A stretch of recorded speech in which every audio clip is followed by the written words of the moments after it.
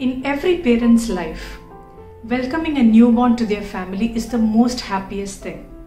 And if it's their first baby, the joy would be exponentially high. I'm sure every father and mother would have experienced the same.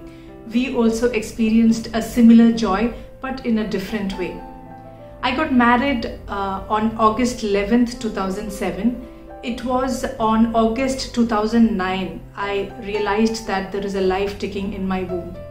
We were overjoyed, like any father and mother. We went to a gynecologist and they did say, sorry, you'll have to wait for 9 months. March 23, 2010 would be your due date. A long wait, I know. I waited. I enjoyed my pregnancy because I'm sure most of you ladies know the love, the care, the attention that we get is just so high. I really wish I could be eternally pregnant. I started shopping left, right and center for the baby, for me, myself, for the mom. Just like us, maybe the baby also could not wait that long. On 22nd March 2010 morning, I got my contractions and I was admitted to the hospital. It was a day before my full term. An adorable son was born through a C-section. But everything overturned for the days to follow. We learned a new word from the medical dictionary. It was called Sturge-Weber syndrome. Welcome back to Simply Anju.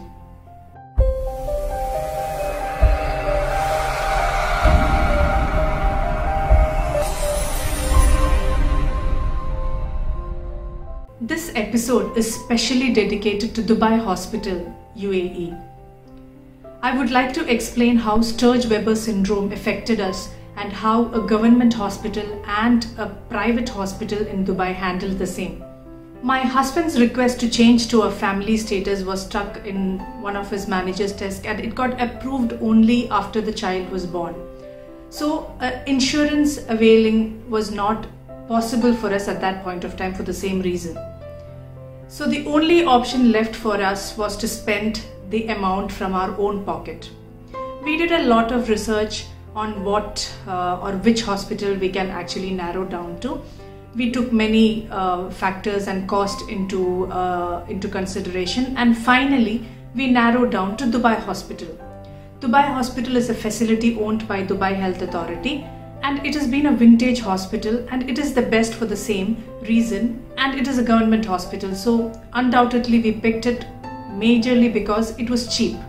In fact, I was not liking it much initially when I went to this hospital, reason being every time I do my visit I get to see a different gynecologist. So how things work there is whoever is available in the duty roster on that point of day that I've picked an appointment for, I will get to meet the gynecologist who is available there. We did raise it to one of the admin staff there, and this is what he told us. The appointment will be decided based on the patient's criticality and health condition. The doctor with the best expertise will attend that patient. So I was in fact reassured on this particular system and the hospital that a doctor with his best expertise will be available for the deserving patient. Not every patient is required to meet the best doctor, especially for a routine checkup during pregnancy. Everything went fine. I delivered a baby boy on March 22, 2010 through C-section. Everything seemed normal except a red color mark on his left nose and eyes, a triangular shaped one. We did feel bad initially, but later we got used to it. The first surprise came to us during the discharge. Unlike any other normal newborn baby, we had a special note on our discharge summary by the pediatrician. It stated that we need to bring back the child every month. A revisit was required for the baby. And we asked calmly, why is this required? He said it is just a routine checkup. And we asked until when? They said they will inform us during the course of time, which was a little perplexing. We reached back home and I actually did hit a postpartum depression. Thankfully, my husband was very well educated by his eldest brother about this, so he handled it clean. After a couple of days, when I was totally out of the depression and I was slowly recovering from my delivery and C-section wounds, my husband came up to me and sat next to me and told me, we need to actually worry a little about the birthmark. No matter what happens, we are going to be strong and we're going to take care of our precious gift, our baby, no matter what happens. His statement was entirely based on the research he did on internet and whatever he found on medical websites.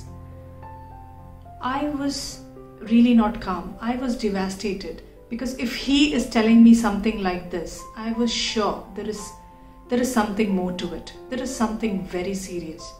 Considering my mental state, he was not ready to discuss that in detail.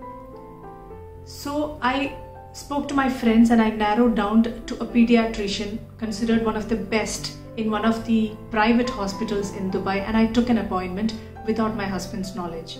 And later, yes, I had to tell my husband. When I told him, he was not quite happy, saying that we are already consulting a doctor, then why another? I said, no, I need to meet, I need to know. And then considering my mental state, he agreed to it. And we went to this hospital, which I consider the most distressful consultation that I've ever had in my life. Being a busy doctor, we had to wait for some time until we were called in. As soon as we entered the room, the doctor started staring at my son as though he was some kind of a specimen, to be very honest. He immediately took the phone and he called a colleague, another doctor, to come quickly. And by the time the other doctor was coming in, he started referring his books. And the other doctor comes in. And the child was taken to a table for more examination. He tells us, this is a classical example of Sturge-Weber syndrome.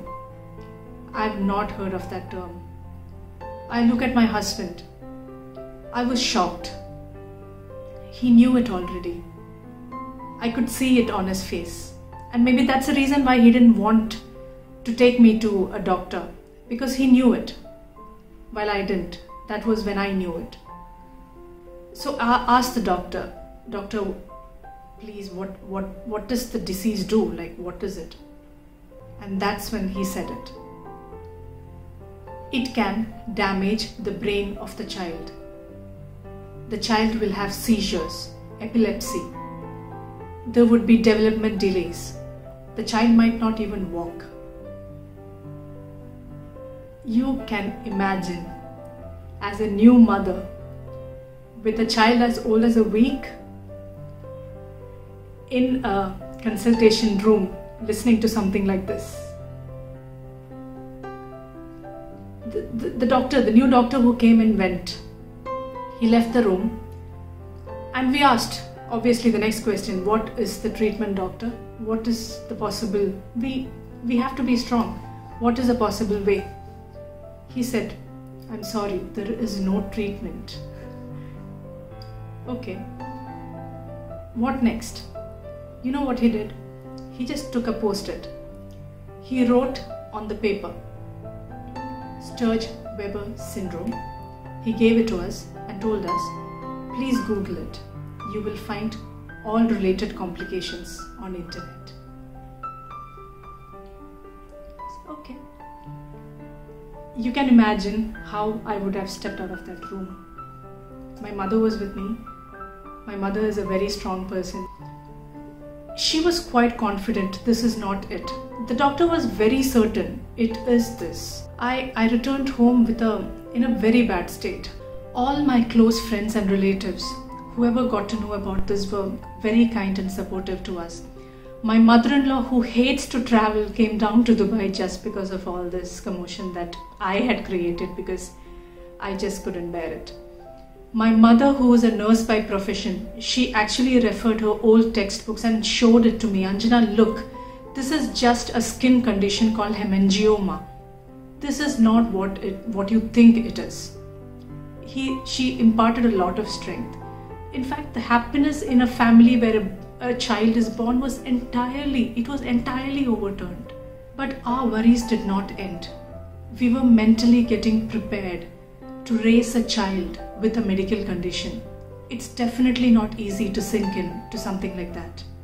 Meanwhile, from the next month, we started consulting the doctors in Dubai Hospital on a routine basis as advised by them at the time of discharge. Each time we went, we got to see different doctors basis the duty roster. And they kept checking the development of our child. Every single development phase was very beautifully monitored. We did not tell the doctors in Dubai Hospital that we did consult a doctor in a private hospital and all this happened. Nor did the doctors tell us what they are possibly looking for during these examinations. Time passed by. Our child continued to go through all phases of development normally, just like any other child. Among the several appointments that we had in Dubai Hospital, the 15th appointment, probably the 15th one, the doctor asked us, "Do you have any idea why you were called all these months?" We said we have a vague idea, but none of the doctors have explained to us the real reason why. He told us we were suspecting a medical condition that happens to some children that are born with these red marks. This red marks indicates or is a reflection of an underlying disease within the body. But your child has been monitored by our team continuously for the past 15 months. He told us, there is nothing to worry about your son. And that we don't have to come back for any more appointments then. We were overjoyed, you can imagine. The beauty conscious mother woke up. I asked, "Doctor, now what about the mark? Do you think we can do anything about that?" Doctor laughed and replied, "He's a handsome boy. I can understand the mother. Many girls will definitely fall for him." He added, "Don't do any cosmetic treatment at this age. Some cosmetic treatments can also have side effects. When he becomes an adult, let him decide what has to be done." Passing years, we literally forgot that there's something like it. It darkens when he cries and it fades when he is normal. When he started schooling, his friends started making fun of him, calling him a red nose. So he came up to us and said, "Appa, Amma, why am I having this kind of a birthmark on my nose?" So we told him, "It's because you're special. The God wants to see you from heaven, and with this red mark, God is going to just figure out, oh yeah, that boy with the red mark on his nose is Stevie." Oh my God, you had to see him. He was so convinced. He was so happy to know that. Now, after so many years of this incident, what I would like to tell the doctors is that this is a classical example of how you should not be treating a patient who is having a medical condition. You are not paid for asking the patient to go do their research themselves on internet. There are many occasions in doctor's life where they'll have to convey a very unpleasant truth about their disease to the patient. They should learn how to deliver it in the most professional and in a way that you don't hurt or you don't intentionally kill the other person's faith in you. You should ideally handle it the way Dubai Hospital did. Not even a single time did they use any terms like seizures, brain disorders, or any such terminologies to us throughout the course. Only if they would have found something wrong, maybe they would have. But throughout the course, they did not tell us anything about it. And we thank you for the support and for this kind of a treatment that they gave us. We are touched and we are so thankful to you. We love you for that. So my son is 10 years old now. Why do you have the mark, Stevie? Because so that God can see me from heaven with this mark, so He knows it's me. In case some people looks like me except with this birthmark. So he is grown up and he is making us proud. He has a YouTube channel too. It's called Steve the Challenger. I will drop the link in the description. Please do subscribe to his channel too.